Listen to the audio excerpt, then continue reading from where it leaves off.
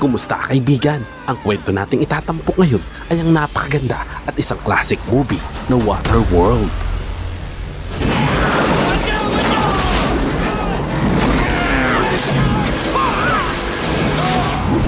Nagsimula ang kwento sa pagpapakita sa isang mundo kung saan ang pagkatunaw ng yelo ay nagdulot ng paglubog ng lahat ng kontinente sa tubig, kaya napilitan ang mga tao na mag-adjust sa kanilang bagong kapaligiran. Ngayon ay naninirahan sila sa matitibay na lumulutang na komunidad na tinatawag na atoll. Nabubuhay sila sa pagkaing dagat at sa pakikipagkalakalan. Ang mga halaman, lupa at lupaing taniman ay mas mahal pa kaysa sa ginto at ginagamit pa ng mga tao ang kanilang sariling ihi sa pagtatanim dahil sa kakulangan ng malinis na tubig. Kahit na ang mundo ay naging isang napakalawak na karagatan, marami pa rin ang naniniwala na mayroong tiyong lupa sa kung saan. Ilang grupo ng mga tao ang naghahanap sa sinasabing mahiwagang lugar na ito sa pag-asang magkakaroon ng mas magandang buhay, ngunit wala pang nagtatagumpay. Samantala, makikilala natin ang isang lalaking nagngangalang Mariner na nakatira sa isang sirang bangka na tila gawa sa pinagtagpi-tagping basura. Makikita siyang umiihi sa isang maliit na lalagyan at saka ito ibinuhos sa isang makina na ginagawang inuming tubig. Sa kanyang bangka, mayroon siyang tanim na puno ng kalamansi, isang napakapambihirang bagay sa mundo na walang lupa. Nanguhuli siya ng isda at nangungulekta ng mga bagay na pwedeng magamit muli para mabuhay. Isang hapon, matapos siyang sumisid, napansin niya ang isang bangka na papalapit sa kanya. Sinabi ng lalaki kay Mariner ang tungkol sa isang atoll kung saan ito nakakuha ng iba't ibang supply. Nais niyang makipagkalakal dito, ngunit nang malaman ni Mariner na wala itong hinihinging kapalit, nagsimula siyang magduda. Huli na nang malaman niya na ninakaw ng lalaki ang lahat ng kanyang kalamansi. Kasabay nito, dumating naman ang isang grupo ng mga smokers na sakay ng kanilang jet ski at sinimulang atakihin sila. Kahit gawa ng pinagtagpi-tagping materyales ang bangka ni Mariner, ito ay mabilis kaya nakatakas siya habang ang lalaking magnanakaw ay nahuli ng mga smokers. Pagkatapos, dumating si Mariner sa atoll, isang lumulutang na lungsod na napapalibutan ng matataas na metal na pader. Sa bakuran nito, sinabi niya na naroon siya upang makipagkalakalan. Pagpasok niya, ipinakita niyang may dala siyang tunay na lupa na isang rare item para sa kanila. Dahil dito, binigyan siya ng mga tao sa atoll ng 124 cheats kapalit ng isang garapon ng lupa. Pagkatapos, ginamit niya rin ang mga cheats na ito upang bumili ng halamang kamatis at iba pang mga gamit mula sa isang babae na nagngangalang Helen. Matapos ang kalakalan, pabalik na siya sa kanyang bangka nang lapitan siya ng isang pamilya at hiniling na makipagsiping sa kanilang anak na babae, ngunit tumanggi siya. Dahil dito, naghinala sila sa kanyang mga intensyon at inutusan ng mga tao sa paligid na pigilan siya. Nang siya ay mahuli, nadiskubre ng mga taga-atoll na si Mariner ay isang mutant na may hasang sa likod ng kanyang mga tainga at may web na paa. Sinubukan niyang lumaban, ngunit nahuli siya gamit ang isang lambat na panghuli ng isda. Kinagabihan, nakipagkita naman si Ellen sa isang matandang lalaki na nagngangalang Gregor at nagtanong kung kailan sila makakaalis papunta sa tuyong lupa. Ipinaliwanag ni Gregor na ang direksyon papunta sa dryland ay nakatatak sa likod ng isang batang babae na si Enola, ngunit hindi niya ito maintindihan. Naisip ni Gregor na tanungin si Mariner na ng mga sandaling iyon ay nakakulong sa isang hawla. Lumapit siya kay Mariner at nagtanong tungkol sa kanyang pagiging mutant, ngunit hindi siya nito pinansin. Kapalit ng impormasyon, gusto niyang pakawalan siya, ngunit hindi naman pumayag si Gregor. Nang ipakita ni Gregor ang larawan ng tattoo, saka lamang naging interesado si Mariner. Kinabukasan, nagpasya ang mga tao na ilubog si Mariner sa isang swamp pit sa pamamagitan ng pagbaba sa kanyang hawla. Kasabay naman nito, dumating ang grupo ng mga smokers na pinamumunuan ni Deacon upang salakayin ng atoll. Hinahanap din nila ang mahiwagang dryland at nais nilang makuha ang batang si Enola na may hawak ng sikreto patungo rito.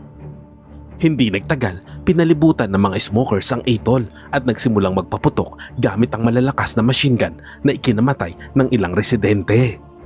Ilang sandali pa, pumasok ang mga smokers na sakay ng jet ski sa loob ng lungsod gamit ang kanilang ginawang mga rampa. Sa loob, agad na pinuno ni Gregor ng hangin ang isang hot air balloon, ngunit hindi sinasadyang lumipad ito palayo dahilan upang maiwan sina Helen at Enola. Samantala, sinubukan ni Mariner na palayain ang sarili, ngunit nalaglag ang kanyang hawla at unti-unting lumubog. Napansin ito ni Helen at agad siyang tumulong. Pumayag siyang tulungan si Mariner kung isasama sila ni Enola at pumayag naman ito. Pagkatapos, sinabi ni Mariner kina Helen at Enola na buksan ang gate habang pinapaandar niya ang kanyang bangka. Sa kasamaang palad, naipit ang gate kaya ginamit ni Mariner ang rigging ng barko upang umangat, binuksan ang gate at tumalon pabalik sa bangka. Sumakay rin sina Helen at Enola at tuluyang nakatakas mula sa atol. Samantala, ang isang smoker na may machine gun ay patuloy na nagpaputok ng walang tiyak na direksyon dahilan upang sumabog ang bangka ng kanilang pinunong si Deacon. Gayunpaman, agad na tumalon si Deacon sa dagat kaya nakaligtas pa ito. Matapos ang labanan, ipinagpatuloy ng mga smokers ang paghahanap kay Enola dahil nasa bata ang tattoo na nagsisilbing gabay papunta sa dry land. Binihag nila ang isa sa mga taga-atol at tinanong ang tungkol kay Enola. Dahil sa takot na mamatay, sinabi ng lalaki ang lahat na kanyang nalalaman, ngunit pinatay pa rin siya. Samantala, habang naglalayag, tinanong ni Helen si Mariner kung alam niya ang daan papunta sa dry land at kinumpirma niya ito. Ngunit sinabihan niya si Helen na itapon si Enola bago sila pumunta roon dahil limitado lamang ang kanilang pagkain at tubig. Sinubukan siyang kumbinsihin ni Helen na huwag gawin iyon. Inalok pa nito ang sarili kapalit ang buhay ng bata, ngunit hindi siya pinansin ni Mariner. Makalipas ang ilang sandali, napansin ni Mariner si Enola na nagdodrawing sa kanyang bangka na ikinainis niya kaya itinapon niya ito sa tubig. Nataranta naman si Helen dahil hindi marunong lumangoy si Enola kaya agad siyang tumalon upang iligtas ito. Napansin nila na tila iniwan na sila ni Mariner sa gitna ng dagat, ngunit ilang sandali pa ay bumalik ito upang tulungan sila. Pagkasampa pa lang nila sa bangka, dumating ang mga smokers sakay ng eroplano at nagsimulang paputukan sila. Habang bumababa si Mariner upang kunin ang kanyang sandata, agad namang pumunta si Helen sa malaking spear gun at ipinutok ito ng walang pahintulot. Dahil dito, sumabit ang bangka sa eroplano sa pamamagitan ng metal na lubid na nagsimulang umikot sa paligid nito na tila bumabalot dito. Nang makita ito ni Mariner, agad siyang umakyat upang putulin ng lubid at ayusin ang bangka habang ginagawa rin ito ng mga smokers. Makalipas ang ilang sandali, nagawa ng mga smokers na barilin ng lubid at makalipad palayo habang si Mariner ay tumilapon at bumagsak sa tubig. Sa mga sandaling iyon, galit na galit si Mariner kay Helen dahil nasira ang kanyang bangka kaya bilang parusa ay ginupit niya ang buhok ni Helen at Enola. Samantala, nahulaan ni Deacon ang kanilang kinaroroonan at ipinadala ang kanyang mga tauhan upang hanapin si Enola. Sa ibang eksena, habang naglalayag, nakatagpo sila ng isang drifter na nagsasabing may dala siyang mahalagang mga dokumento at nais itong ipagpalit kapalit ni Helen. Tumanggi si Helen, ngunit pumayag si Mariner. Isinama ng drifter si Helen sa kanyang bangka habang mabilis namang sinuri ni Mariner ang mga papel at nalaman niya na wala naman itong silbi. Agad siyang sumunod sa bangka ng drifter at kinansila ang kanilang deal. Dahil dito, nagalit ang drifter at sinubukang saksakin si Mariner. Nagkaroon ng labanan at napatay ni Mariner ang drifter. Sa sumunod na eksena, ipinakita ni Mariner kung paano siya manghuli ng isda. Sumisid siya sa tubig bilang pain at maya-maya lumitaw ang isang napakalaking mutated na isda. Ginamit niya ang kanyang sandata upang patayin ito at pagkatapos ay naghanda siya ng pagkain para sa lahat. Sa una, naging masungit si Mariner sa kanila, ngunit ngayon ay tila nagiging mabait na ito habang nakikipag-usap kay Enola. Pinapayagan niya na si Enola na mag-drawing gamit ang colored pencil at tinuruan pa niya itong lumangoy. Napansin naman ito ni Helen at tila nag-aalala habang lumalalim ang kanilang samahan. Makalipas ang ilang sandali, nakatagpo sila ng isang barter outpost at napansin ang ilang lalaking kumakaway sa kanila. Naghinala si Mariner kaya sumilip siya sa ilalim ng tubig at nadiskubre ang mga smokers na naghihintay sa kanila. Agad niyang pinihit ang bangka upang tumakas, ngunit hinabol sila ng mga smokers. Sa kabila nito, nagawa nilang makaiwas sa mga pag-atake. Inilabas ni Mariner ang mga ekstrang layag bilang parachute upang mas mapabilis ang kanilang pagtakas. Pagkatapos nilang makaligtas, pinilit ni Mariner si Helen na sabihin ang katotohanan tungkol sa tattoo ni Enola. Inamin nito na ang tattoo ay nagsisilbing daan papunta sa dryland. Nang marinig ito ni Mariner, sinabi niya na isang alamat lamang ang dryland, ngunit hindi siya pinaniwalaan ni Helen. Dahil dito, nagpasya si Mariner na patunayan ito. Inilagay niya si Helen sa loob ng isang malaking bulak at inilubog sa tubig. Dahil nakakahinga siya gamit ang kanyang hasang, dinala niya si Helen sa kailaliman ng karagatan at ipinakita ang dating mundo na ngayon ay lubog na sa tubig, isang bagay na ikinagulat ni Helen.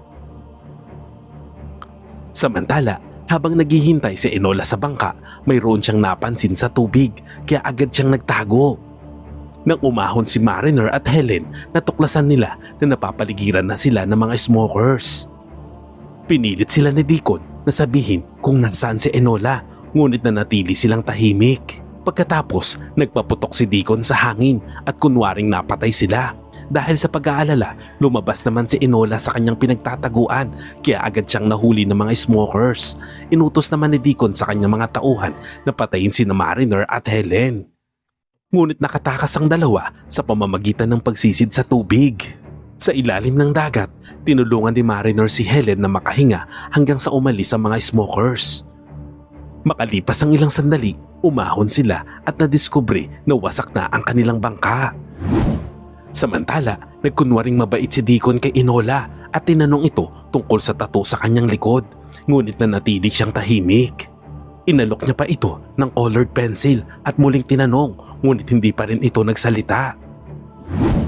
Sa pagbabalik sa nasirang bangka, nawalan na ng pag-asa sina Mariner at Helen. Dito, tinanong ni Helen kung bakit hindi siya tinanggap ni Mariner nang unang inalok niya ang sarili noon at sumagot naman siya na hindi niya naman gusto si Helen noon. Nasaktan ang damdamin ni Helen sa sagot na ito kaya hinalikan niya si Mariner at sa oras na iyon ay naging mas malapit sila sa isa't isa. Kinabukasan, sinubukan ni Mariner na ayusin ang bangka, ngunit nakita nila si Gregor sakay ng kanyang hot air balloon. Tuwang-tuwa naman si Helen na muli silang nagkita. Dinala sila ni Gregor sa isang bangka kung saan dito nananatili ang mga nakaligtas mula sa atoll. Kinagabihan, pinag-usapan nila ang paghahanap sa dryland, ngunit hindi pa handa ang mga tao na hanapin si Enola dahil delikado na harapin ang mga smokers. Dahil dito, nagpasya si Mariner na mag-isang hanapin si Enola. Makalipas ang ilang sandali, narating niya ang barko ng mga smokers at palihim itong pumasok. Pinatay niya isa-isa ang mga ito. Samantala, tinipon ni Deacon ang kanyang mga tauhan at nagsinungaling sa harap ng mga ito. Sinabing natagpuan na niya ang daan papunta sa dryland. Inutusan niya ang lahat na magsagwan upang umusad ang barko. Habang nagsasagwan ang mga tauhan, hinarap ni Mariner si Deacon at hiniling na pakawalan si Enola. Nang tumanggi si Deacon, nagbanta si Mariner na ihuhulog ang apoy sa imbakan ng langis na magpapasabog sa buong barko. Hindi naman naniwala si Deacon na gagawin niya ito, ngunit ibinagsak ni Mariner ang apoy na nagdulot ng napakalakas na pagsabog.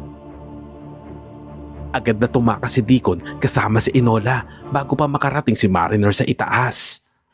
Nakita ni Mariner si Deacon sa eroplano kaya agad siyang nagpaputok ng spear gun sa bakod ng barko at dumulas pababa. Pagkatapos nito, ginamit niya ang metal na lubid upang harangan ang daan, dahilan upang bumagsak ang eroplano bago pa ito tuluyang makalipad. Sa kabutihang palad, hindi nasaktan si Enola at nagyakapan silang dalawa. Ngunit nagsimulang magiba ang barko kaya wala silang paraan upang makatakas. Mabuti na lamang at dumating sina Helen at Gregor at ang isa sa mga taga-atoll sakay ng hot air balloon. Bago tuluyang masira ang barko, ibinaba nila ang lubid at hinila pataas sina Mariner at Enola. Ngunit biglang kumapit si Deacon sa lubid at umakyat din kasama nila. Nang mapansin ito ni Helen, binato niya si Deacon ng mabigat na bagay at sinipa naman siya ni Enola dahilan upang mahulog siya sa karagatan. Nakarating sina Mariner at Enola sa hot air balloon, ngunit ang makulit na si Deacon ay sumakay sa jet ski at nagpaputok patungo sa kanila na naging sanhi ng pagkahulog ni Enola sa tubig. Iniutos ni Deacon sa kanyang mga tauhan na huliin ang bata, ngunit mabilis na kumilos si Mariner. Hinawakan niya ang lubid at itinali ito sa kanyang paa bago tumalon mula sa hot air balloon. Nagawa niyang sagipin si Enola at agad silang nakabalik pataas habang nagbanggaan naman at sumabog ang mga jet ski ng mga smokers. Sa wakas, ligtas silang nakabalik sa hot air balloon. Sa pagkakataong ito, naintindihan na ni Gregor ang tattoo ni Enola at itinuro ang direksyon patungo sa dry land. Makalipas ang ilang araw na paglipad, may nakita silang ibon sa kanilang hot air balloon. Nang tumingin sila sa malayo, labis silang nagulat nang makita ang lupa sa unang pagkakataon sa kanilang buhay. Labis ang kanilang tuwa at agad nilang sinimulang tuklasin ang lugar. Makalipas ang ilang sandali, nakakita sila ng isang maliit na kubo at pumasok dito. Doon ay natagpuan nila ang mga buto ng isang mag-asawa na magkatabing nakahiga. Nadiskubre rin nila ang isang guhit na mapa na kahawig ng tattoo sa likod ni Enola. Malalaman natin na ang kubo ay pag-aari ng pamilya ni Enola at tila ipinadala siya ng kanyang pamilya palayo sa pag-asang madadala niya ang iba pang mga tao patungo sa dry land.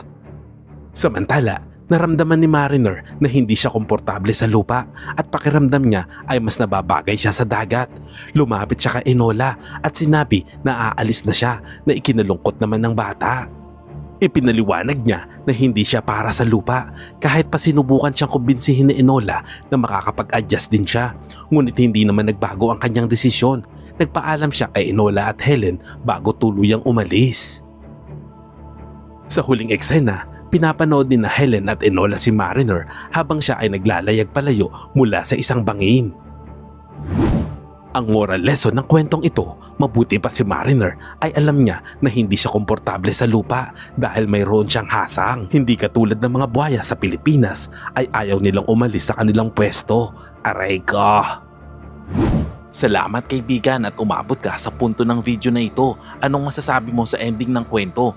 Kung nagustuhan mo ito ay pwede ba akong makahingi ng like at pakitype naman sa comment section ang salitang Agnus Project. At kung bago ka naman sa ating munting channel ay pasubscribe naman po bilang suporta at para maipagpatuloy natin ang paghahatid ng magagandang movie recap. Panoorin mo na rin po ang buong movie pag may time ka. Sana'y nagustuhan mo kaibigan ang kwentong ating itinampok. Kung magkagayon ay baka naman pwedeng pakilike ang videong ito at pasubscribe na rin sa aking channel. Kung hindi mo naman ito nagustuhan ay pwede mong pindutin ang dislike button ng 2 beses para makasigurado ka.